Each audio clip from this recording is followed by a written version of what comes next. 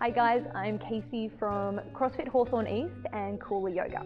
And today we're going to work through a yoga sequence that's great for a rest or a recovery day, or post-WOD, more of a cool down sequence. So long, deep holds to help with mobility and muscle recovery. So starting down on your mats or on the floor, and just bring the knees out nice and wide, big toes touching behind you. We're going to work our way into extended child's pose. Sink the hips down towards the heels, extend the arms out in front of the body, and bring the forehead gently down towards the ground. Edging the fingertips forward, stretching through the arms, the side body, sink the hips down, and then start to walk the hands over to the right. Your head can move with them. When you've reached your edge, bring the head back down onto the ground. Slight compression through the right side body and feel that opening up through the left. Keep sinking the hips down and just keeping nice deep breaths circulating. Every exhale, releasing a little bit deeper.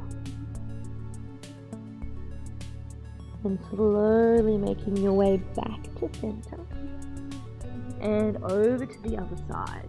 Feel that opening through the right side body. Start to bring the forehead down towards the ground. And of course you can hold these for a bit longer than we're holding them today. It's up to you. Depends how much time you've allocated for your cool down, or if you're on a rest day, you might want to spend a little bit more time in each pose. And then come back through center.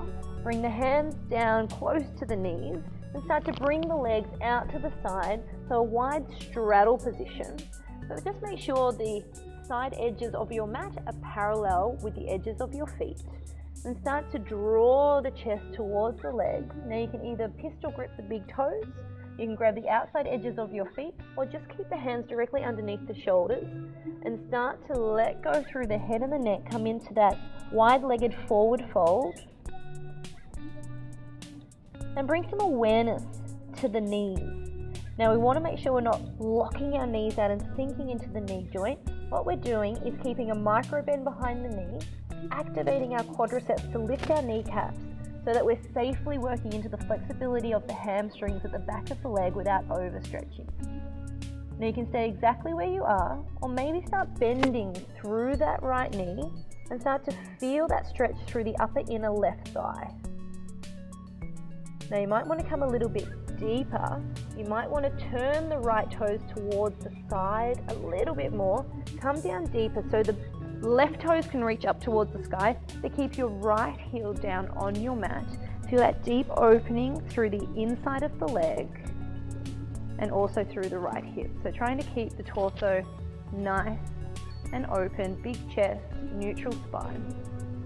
And from here, we're pivoting into a lunge, bringing the back ball of the foot down onto the ground and toe heel the right foot out a little deeper. If you need a little bit more space, the right toes can peek out to the side a little bit more. So either staying on the palms, or if it's available to you, you can come down onto the elbows and interlace the hands. Now the back knee can either be lifted or you can drop it down onto the ground, because we're going to stay here for a few moments to get nice and deep into that right hip. So start to let it all go. So stay connected with your breath. Every exhale, release a little deeper into that right hip.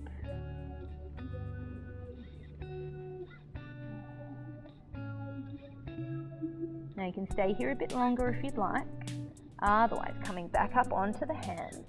And this time, toe heel the foot out to the opposite side of your mat.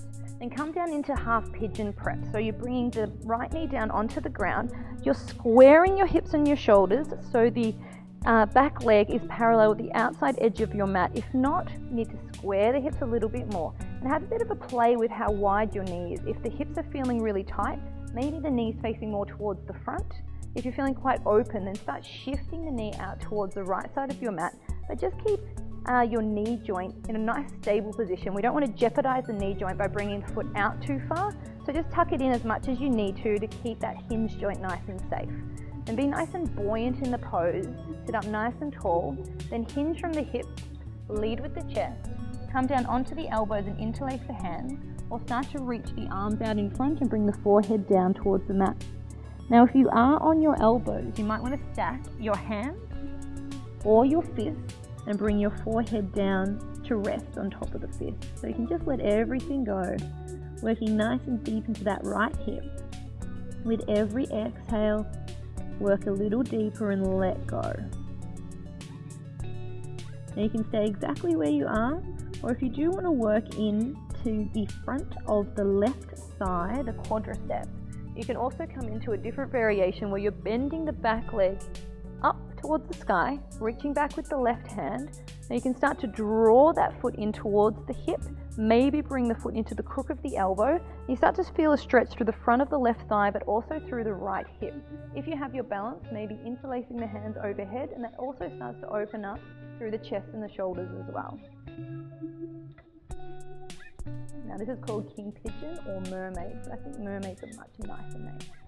And slowly release, sit up nice and tall, and come back into that lunging pose. Bring the back heel down onto the ground, windmill the arms up to standing, make sure the feet are parallel or slightly turned in or pigeon-toed. This time interlace the hands behind, lift the chest up on the inhale, and on the exhale come all the way forward. So this time opening up through the chest and the shoulders. If this variation is too much on the back of the legs or the hips or the lower back, just bend through the knees and focus on the shoulders. You can stay exactly where you are, or start to bend through the left knee enough to get that stretch happening in the upper right thigh.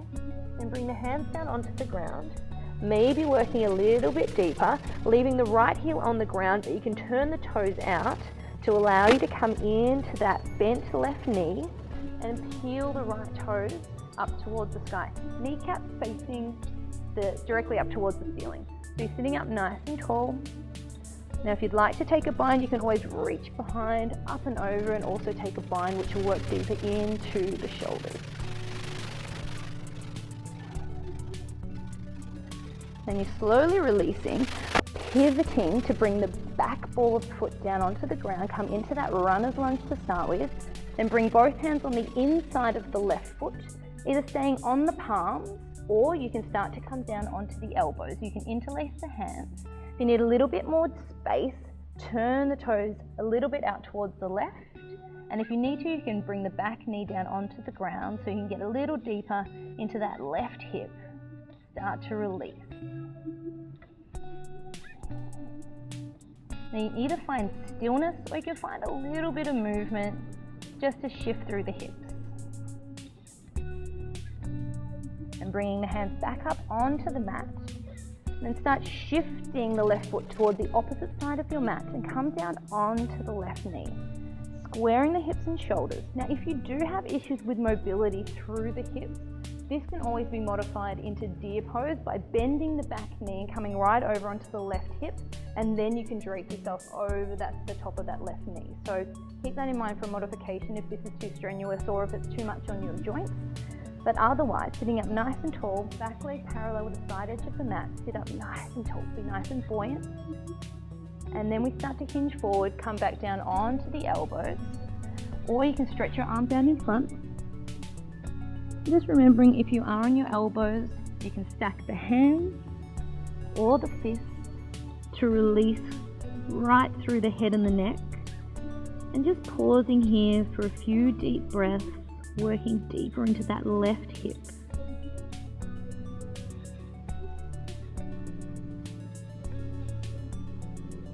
And you can stay here a little longer if you'd like, or you can take the other variation by coming up nice and tall, maybe starting to bend the back foot in towards the hip, reaching back with the right hand. Now if it's available, you can start to pull the foot in a little closer, maybe getting into the crook of the elbow, and you can stay here as well. If you have your balance, maybe starting to lift the left arm up and over, binding the hands and opening up through the chest and the shoulders. Just stretching through the left hip, the right quad, opening up through the shoulders and the chest. And then with control, completely unraveling, coming back into that lunging pose. Bring the back heel down onto the ground, then come all the way back up to warrior two, straighten through the front leg, pivot the left toes in, and just come back down again, working through that straddle forward bend, working through the back of the legs. Then we're coming down into Malasana, so bring the heels in a little closer, feet are out on a 45-degree angle, Now bend through the knees, hands to heart center, shoulders back, sinking the hips down towards the heels. Collarbones nice and bright, using the elbows to bring the knees out a little wider.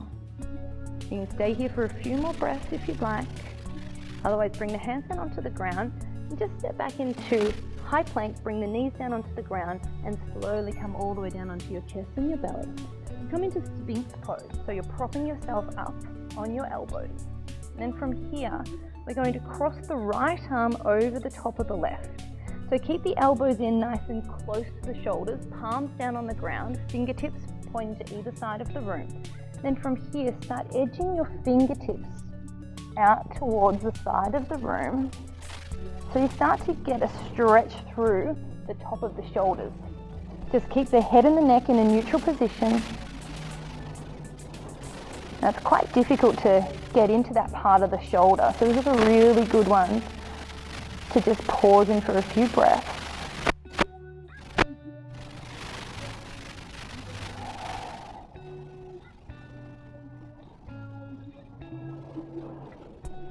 Now you're welcome to stay here for a few more breaths if that feels great. Otherwise, start crawling the hands back into center and bring the right hand down onto the ground. Come down onto your chest. Left hand out to the side with the palm down. Make sure that your wrist line with your shoulder. And then from here, gently press the right palm to come over onto the left side. Now you can either stay here using your right hand in the ground for balance. Let the head and the neck go so the head can touch the ground. If you want to work a little deeper, you can bring the right foot onto the ground behind you, bending through the right knee. If you're feeling quite open, you can also step the left foot up as well. Both knees bent, both hands on the ground. Now, if you have your balance, you can start to bring the right arm behind the lower back and draw the right shoulder back.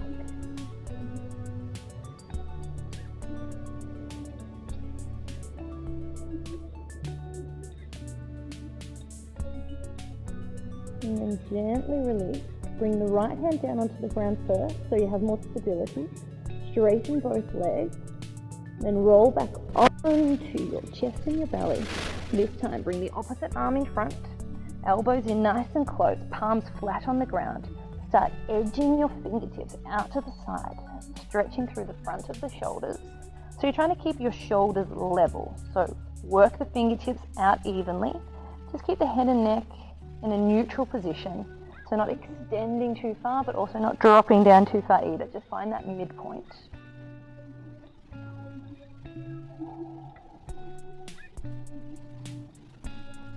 Now you're welcome to stay here for a few more breaths. And then we release, bringing the hands in, left hand in nice and close, right hand out to the side, palm down. Make sure your wrist is a right angle out from the shoulder, and then press through the left palm to come over onto the right side. Let the head and the neck go. Now that left hand can stay there for stability as you bend through the left knee and plant the left foot in towards the ground. If you're feeling quite open, you can bend the right knee as well and start to bring the right foot onto the ground. And you're opening up through the front of that right shoulder. The left hand can stay where it is for stability, or maybe you're just wrapping it around the lower back.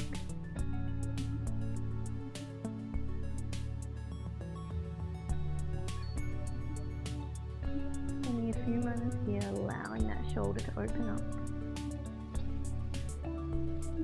Then you're bringing the left hand back over, pressing the left palm in towards the ground, straightening both legs, slowly rolling back onto the front body, and then pushing back into extended child's pose. Extend the arms out in front.